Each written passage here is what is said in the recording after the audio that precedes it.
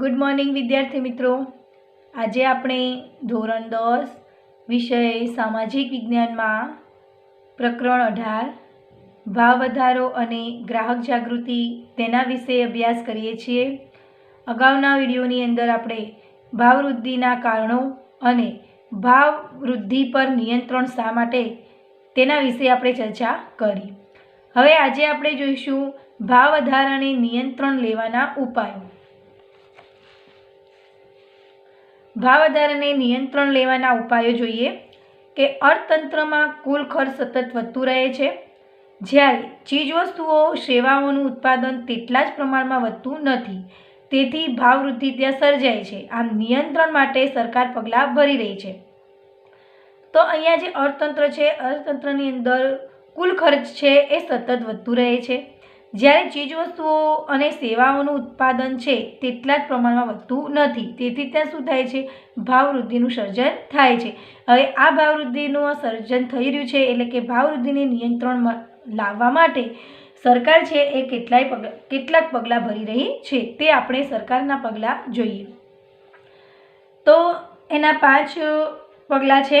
એક છે નાણાકીય પગલાઓ, એના પછી રાજકોષીય પગલાં, ત્યારબાદ મૂડીરોકાણ પર અંકુશ, એના પછી ભાવ નિયમન અને માપબંધી, ત્યારબાદ ભાવ નિર્ધારણ તંત્ર।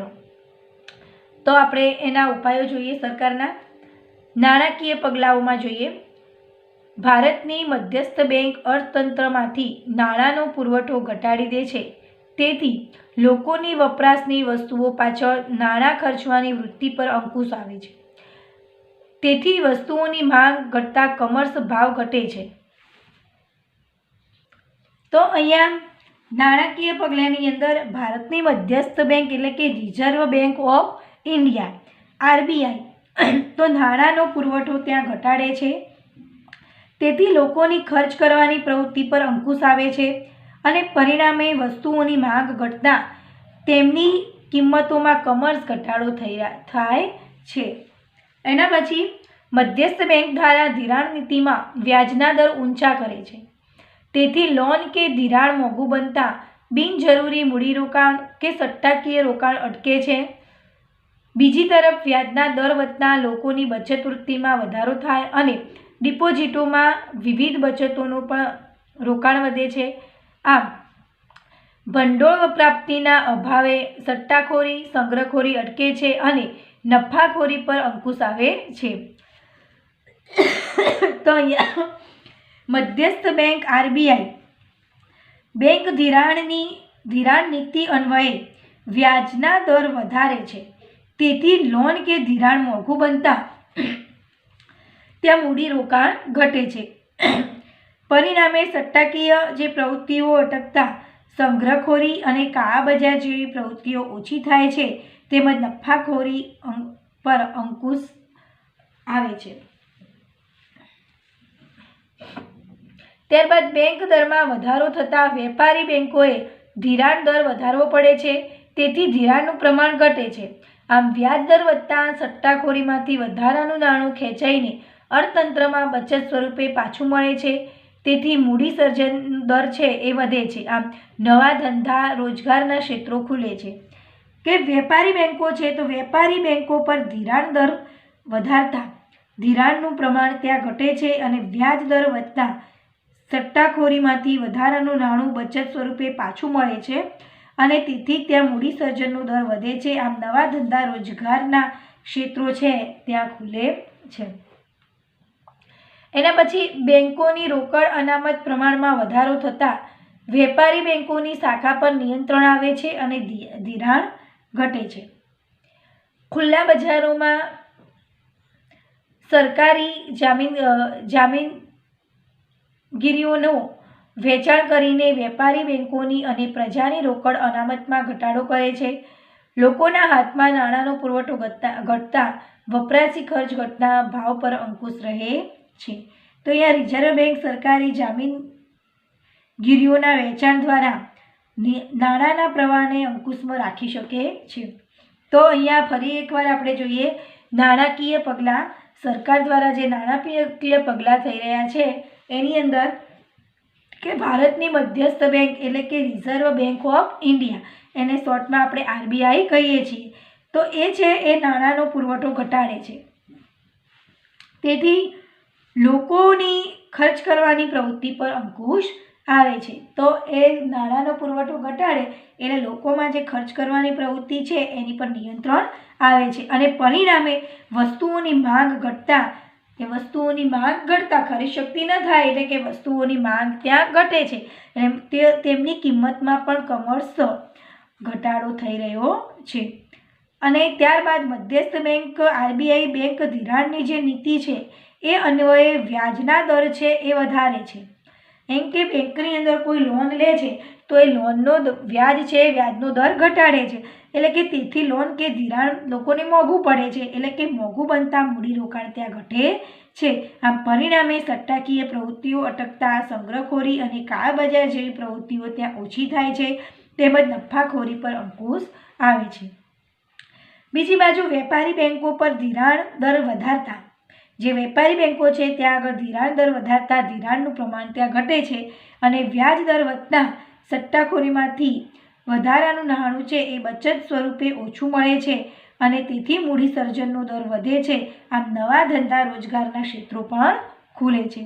એના પછી રિઝર્વ બેંક સરકારી જામીનગીરીઓના વેચાણ દ્વારા નાણાંના પ્રવાહને અંકુશમાં રાખી શકે છે. એના પછી બીજો પગલો છે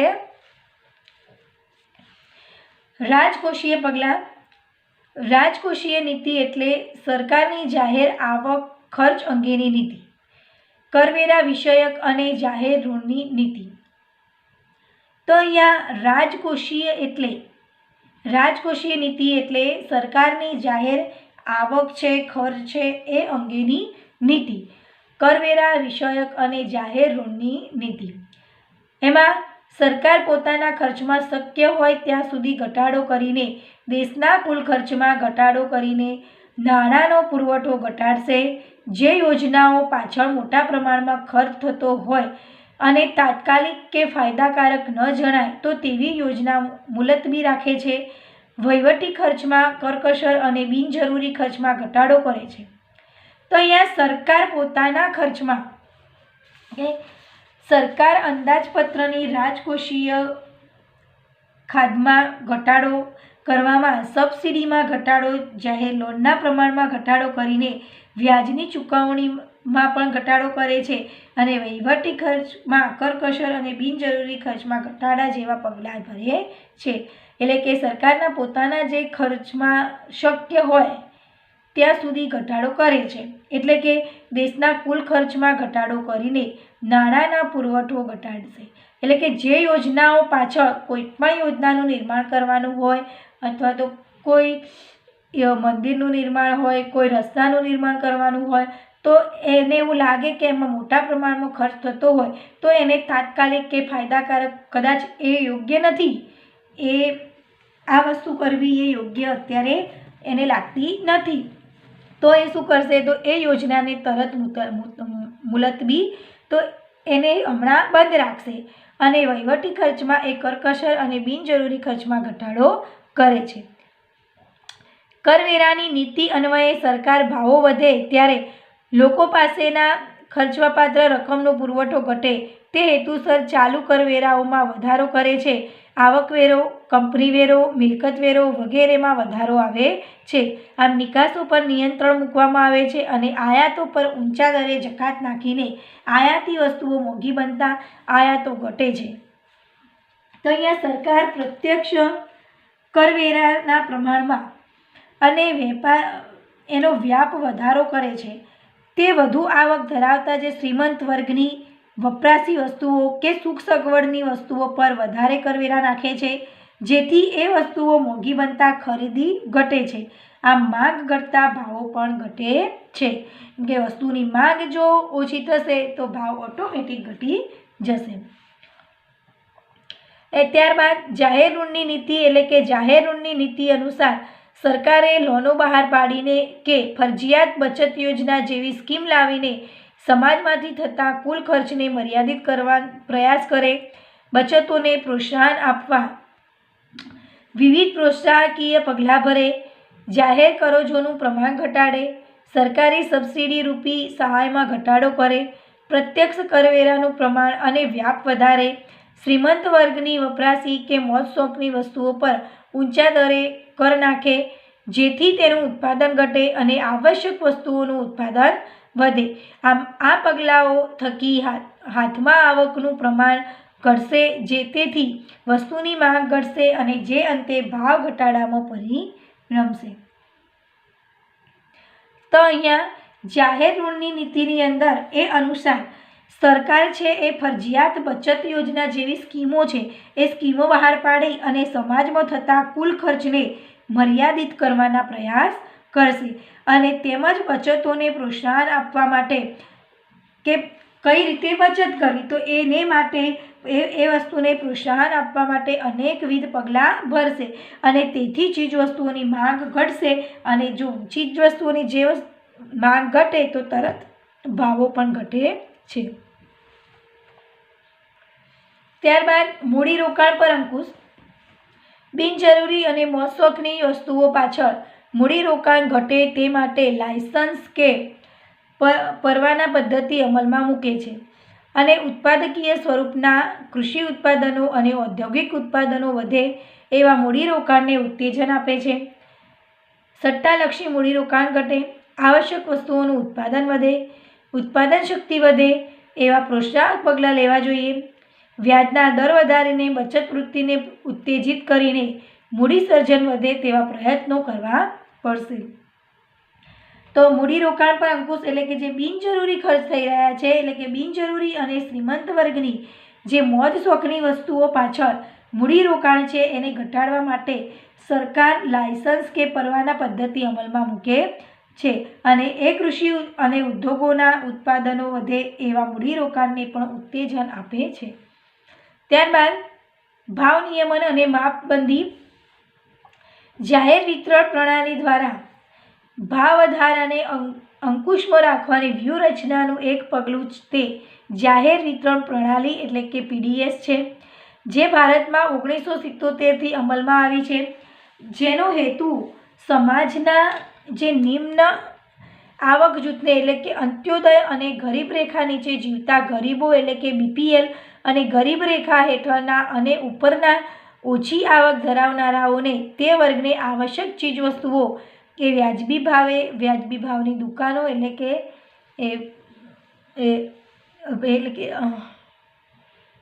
એ લોકોને વ્યાજબી ભાવની દુકાનો દ્વારા ઉપલબ્ધ કરવાનો છે. આજે દેશમાં અંદાજે 4.92 લાખ વ્યાજબી ભાવની દુકાનો એટલે કે FPSS છે. આ દુકાનોમાં વેચાતી વસ્તુઓના ભાવ ખુલ્લા બજારની દુકાનોના ભાવની સરખામણીમાં ઓછા હોય છે. આ વાસ્તવિક ભાવ અને વ્યાજબી ભાવની દુકાનોમાં વસ્તુઓના ભાવોનો તફાવત સરકાર ચૂકવે છે. આ રકમને સબસિડી કહે છે. આમ કૃત્રિમ અછત, સંગ્રહખોરી અને કાળા બજારમાં મન ફાવે તેમ ભાવ વધારાની પરિસ્થિતિમાં ગરીબોના જીવનસ્તરને ટકાવી રાખવામાં આ જાહેર વિતરણ પ્રણાલી એટલે કે પીડીએસ આશીર્વાદરૂપ બને છે, જે ભાવ વૃદ્ધિને અંકુશમાં રાખે છે. આમ આ વ્યવસ્થાની સફળતાનો આધાર અનાજ વિતરણ અને વહેંચણીની વ્યવસ્થા માટે કુશળ અને કાર્યક્ષમ વહીવટતંત્ર, પારદર્શી વહીવટ અને પ્રામાણિક એવા દુકાનદારો પર રહેલો છે.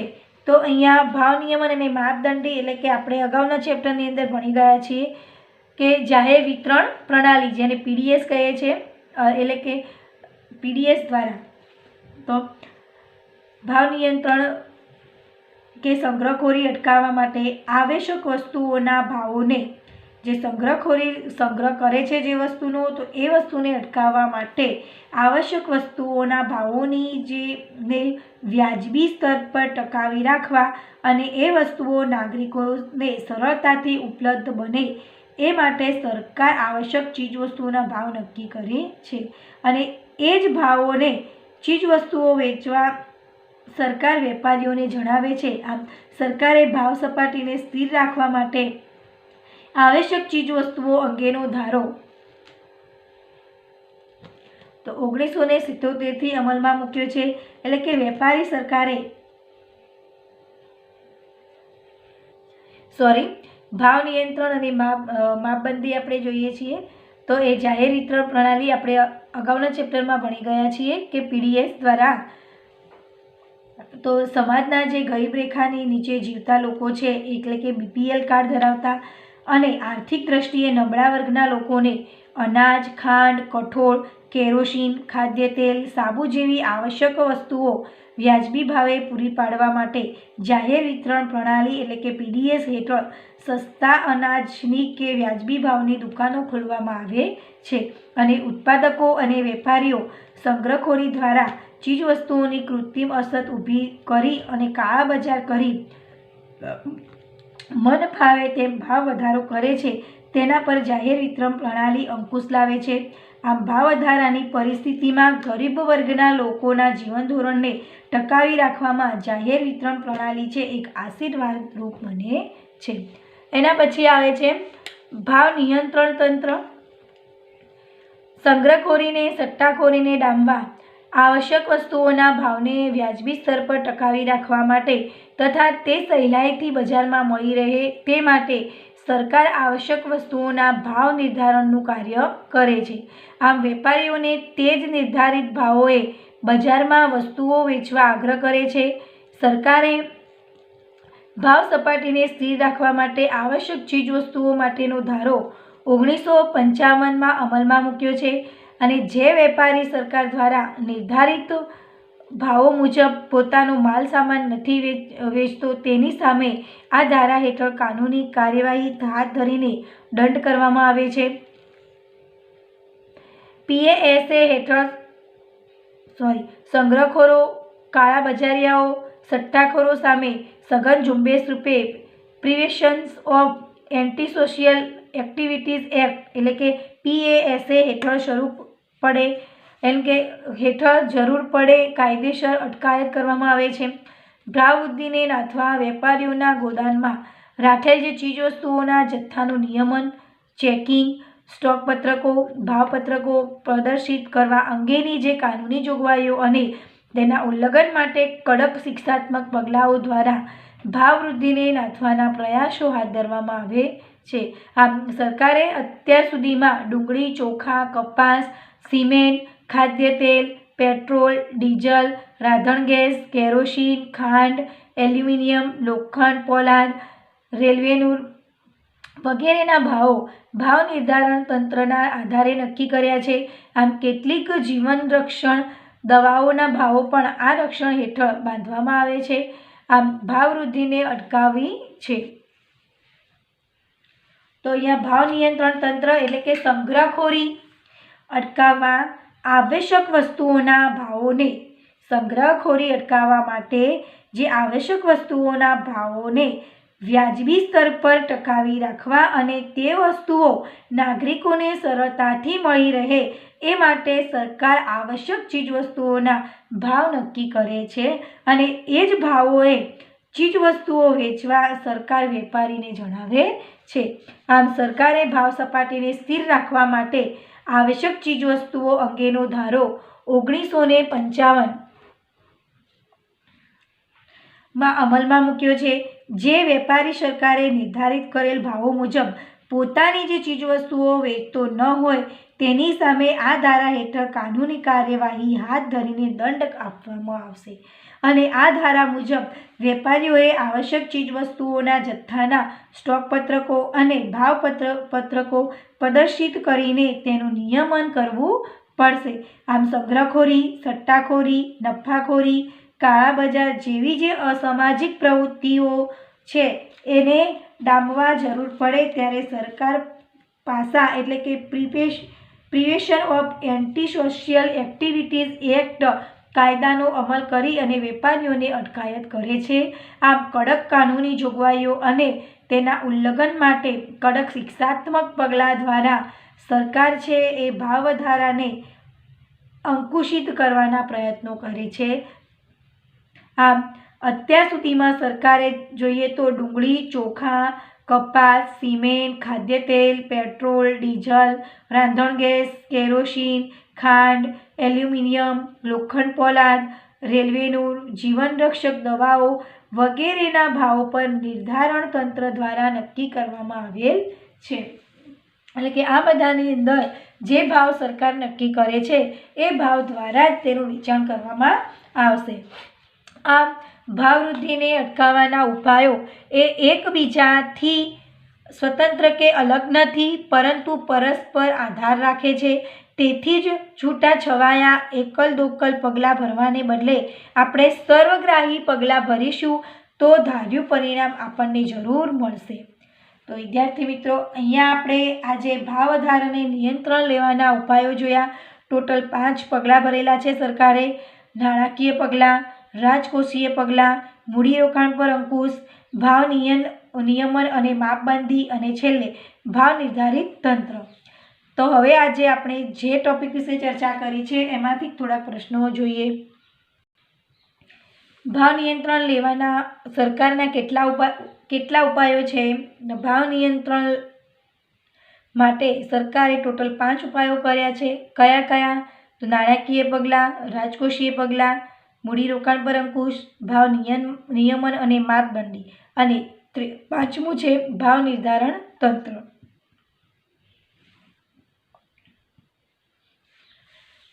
ભાવ નિયમન અને માપબંધીની અંદર કઈ એવી જે યોજના છે, પ્રણાલી છે એ આશીર્વાદરૂપ બને છે?